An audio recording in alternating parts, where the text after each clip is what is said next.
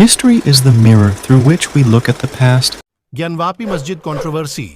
इतिहासकारों का मानना है 1194 में मोहम्मद गौरी काशी स्थित मंदिर को लूटकर तुड़वा दिया था।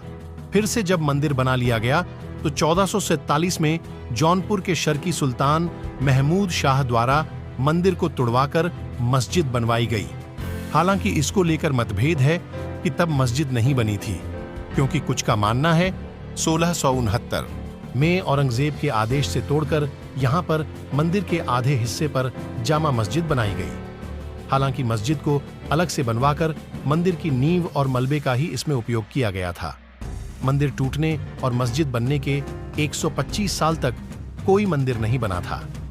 इसके बाद साल 1745 में इंदौर की महारानी देवी अहिल्याबाई ने ज्ञानवापी परिसर के पास काशी विश्वनाथ मंदिर बनवाया। ज्ञानवापी मस्जिद का पहला जिक्र 1843 के राजस्व दस्तावेजों में जामा मस्जिद ज्ञानवापी के तौर पर दर्ज किया गया। 1809 में हिंदू समुदाय के लोगों द्वारा ज्ञानवापी मस्जिद को उन्हें सौंपने की मांग की। 30 दिसंबर 1810 को बनारस के तत्कालीन जिला दंडाधिकारी मिस्टर वॉटसन ने वाइस प्रेसिडेंट इन काउंसिल को एक पत्र लिखकर ज्ञानवापी परिसर हिंदुओं को हमेशा के लिए सौंपने को कहा था, लेकिन यह कभी संभव नहीं हो पाया। 1936 में दायर एक मुकदमे पर वर्ष 1927 के फैसले में ज्ञानवापी को मस्जिद के तौर पर स्वीकार किया गया। 1984 में विश्व हिंदू परिषद ने कुछ राष्ट्रवादी संगठनों के साथ मिलकर ज्ञानवापी मस्जिद के स्थान पर मंदिर बनाने के उद्देश्य से राष्ट्रव्यापी अभियान चलाया। 1991 में हिंदू पक्ष की ओर से हरिहर पांडेय, सोमनाथ व्यास और प्रोफेसर रामरंग शर्मा ने मस्जिद और संपूर्ण परिसर में सर्वेक्षण और उपासना के लिए अदालत में एक याचिका दायर की। मस्जिद सर्वेक्षण के लिए दायर की गई याचिका के बाद संसद ने उपासना स्थल कानून बनाया। तब आदेश दिया कि 15 अगस्त 1947 से पहले अस्तित्व में आए किसी भी धर्म के पूजा स्थल को किसी दूसरे में नहीं बदला जा सकता। फिर 1993 में विवाद के चलते इलाहाबाद हाई कोर्ट ने स्टे लगाकर यथास्थिति कायम रखने का आदेश दिया। 2018 में सुप्रीम कोर्ट ने आदेश की वैधता 6 माह के लिए बताई। 2019 में वाराणसी कोर्ट में फिर से इस मामले में सुनवाई शुरू हुई। 2021 में फास्ट ट्रैक कोर्ट ने ज्ञानवापी मस्जिद के सर्वे का काम पूरा हुआ। What do ancient texts say on the claim of being a Kashi Shiva temple? Hindu पुराणों अनुसार काशी में विशालकाय मंदिर में आदिलिंग के रूप में अविमुक्तेश्वर शिवलिंग स्थापित है। इसका उल्लेख महाभारत और उपनिषद में भी किया गया है। ईसा पूर्व 11वीं सदी में राजा हरीशचंद्र ने जिस विश्वनाथ मंदिर का जीर्णोद्धार करवाया था, उसका सम्राट विक्रमादित्य ने अपने कार्यकाल में पूर्ण जीर्णोद्धार करवाया था।